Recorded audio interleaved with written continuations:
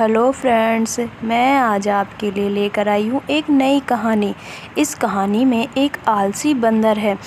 ऐसा आलसी बंदर जिसे काम वाम करना बिल्कुल अच्छा नहीं लगता। तो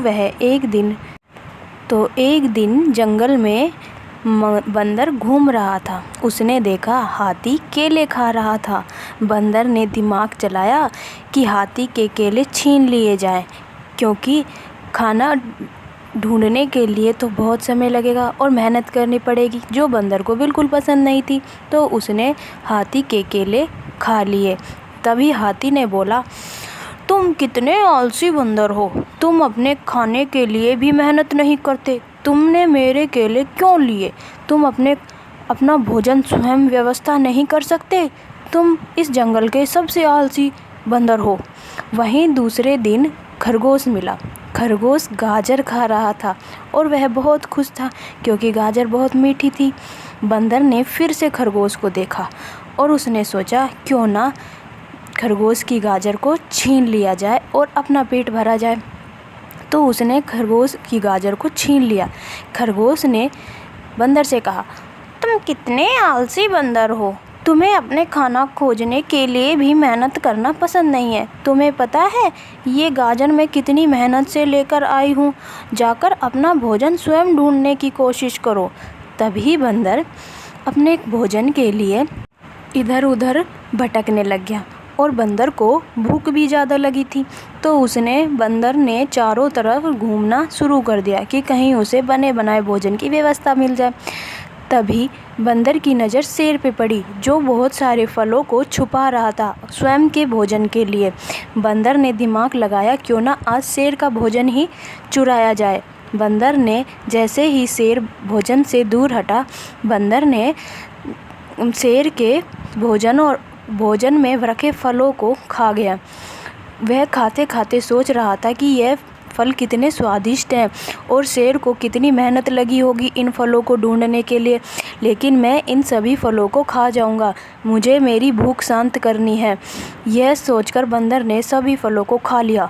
जब शेर ने यह देखा तो शेर ने कहा, तुम इस जंगल के जानवर हो, इसीलिए मैं तुम्हें खा नहीं सकता, वरना मैं तुम्हें कब का खा गया होता। अपने भोजन की व्यवस्था स्वयं करना सीखो। यह सुनकर बंदर चल दिया। चलते चलते उसने देखा सामने आम का पेड़ है। उस पेड़ पे बहुत सारे आम लटके हुए हैं। बंदर ने सोचा, क्यों ना मैं एक टहनी काट कर रख लूँ, और टहनी पर लटके हुए आम बहुत स्वादिष्ट दिख रहे थे। बंदर ने सोचा, एक टहनी काट कर रख लेने से मेरा भोजन काफ़ी दिनों तक चल सकता है और मुझे रोज़ रोज़ मेहनत करने की भी ज़रूरत नहीं पड़ेगी, और इन सभी जंगल के जानवरों को भी कुछ बोलने का मौका नहीं मिलेगा मेरे बारे में। यह सोचकर बंदर कुल्हाड़ी लेकर ढाल को काटने के लिए पेड़ पर चढ़ गया। वह उसी ढाल पर बैठा था जिस ढाल को वो काट रहा था, क्योंकि बंदर मूर्ख था। यह देखते बंदर अपने बिना दिमाग लगाए पेड़ की ढाल को काटने लगता है। तभी खरगोश वहाँ से गुजर रहा था। तो खरगोश ने उससे कहा, अरे बंदर, तुम ये क्या कर रहे हो? तुम जिस ढाल को काट रहे हो उसी पर बैठे हो।